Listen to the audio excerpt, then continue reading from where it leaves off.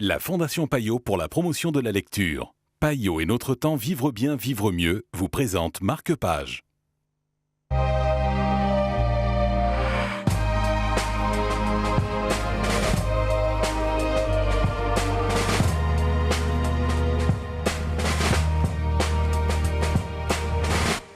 Bonjour et bienvenue dans Marque-Page, l'enfant qui mesurait le monde est le livre dont nous allons vous parler aujourd'hui en compagnie de Joël Braque de Pays Libéral. Bonjour Joël. Bonjour. Qu'est-ce qui a porté votre choix sur ce livre ?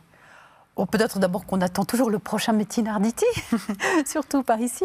Mais en fait, c'est un livre très beau qui arrive à relier peut-être les grands élans de la mythologie avec l'actualité la plus crue, qui est celle de la Grèce en crise actuellement, à travers trois personnages. Il y a un petit garçon, Yanis, qui est autiste et surdoué pour les mathématiques, et sa maman, qui est très misérable, elle est toute seule pour l'élever et elle vit de la pêche. C'est assez dur, difficile.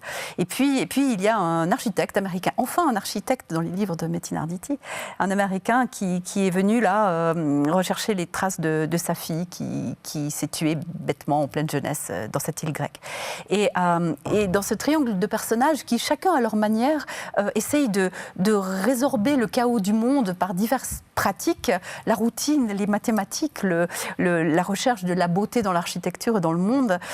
C'est un tableau très, très fort de la nature humaine avec ses grandes aspirations aux prises avec le quotidien le plus banal, le plus moche qu'on puisse imaginer dans ce qu'on sait de la crise en Grèce actuellement, et qui, malgré tout, en cultivant les petites étincelles qu'il y a au cœur de chacun, même les plus déshérités, même les plus défavorisés par le handicap, même ceux qui traversent les très grands malheurs, réussissent à redonner, à remettre le feu à la vie, à recréer quelque chose et finalement à tirer toute leur aventure vers l'espoir. C'est magnifique. Merci beaucoup Joël.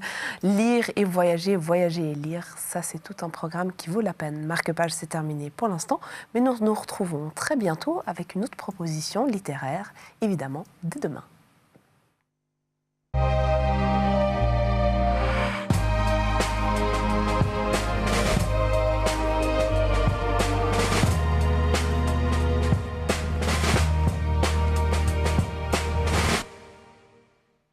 La Fondation Payot pour la promotion de la lecture. Payot et notre temps vivre bien, vivre mieux vous ont présenté Marque-Page.